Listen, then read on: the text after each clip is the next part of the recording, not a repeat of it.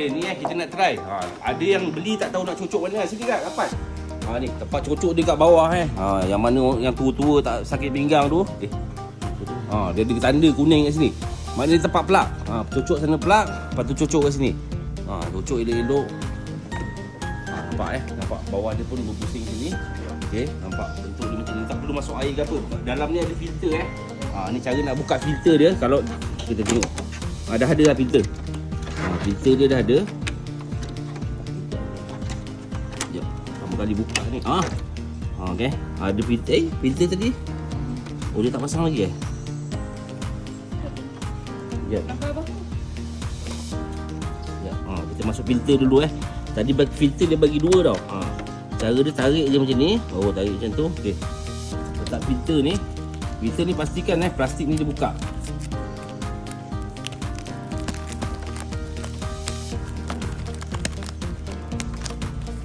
Filter dia ni macam ni je HEPA, tapi dia tak ada karbon kalau yang mana ada asap apa yang kaki sok rokok tu kan tak berapa sesuai boleh lah sebab dia kipas kan. Okey, masukkan macam ni kan.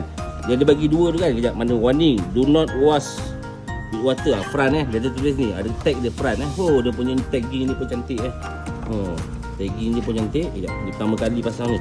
Okey, nampak dia ada filter so abu apa-apa dia terperangkap dalam tu. Ni nampak ni besi ni, plastiknya masuk je ni, klip je. Okey, dah masuk dah siap.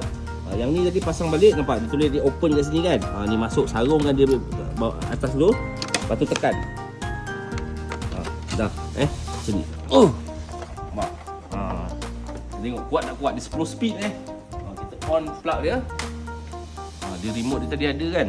Pakai remote pun boleh. Ni remote dia bagi macam canggih nak pakai ni pun boleh manual. Tekan. Tengok speed. Tengok angin ni kuat. Ada kertas tadi. Nampak plastik ni Nampak plastik ni. Kuat tak angin ni?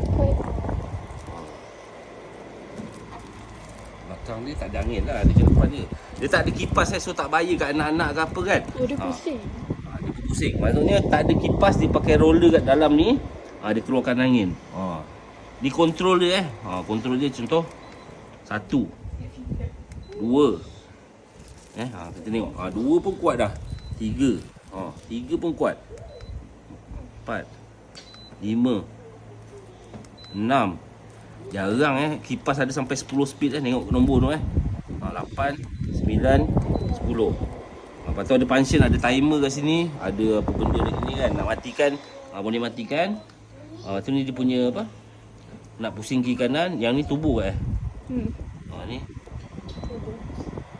ni ada wifi ada apps, maknanya kita boleh kontrol kat mana. Sambung kat wifi, kita pergi Jakarta sekalipun nak matikan terlupa tutup kipas, boleh tutup dia ada wifi, nampak boleh set dia, nanti tengok buku dia tengoklah mana-mana kan.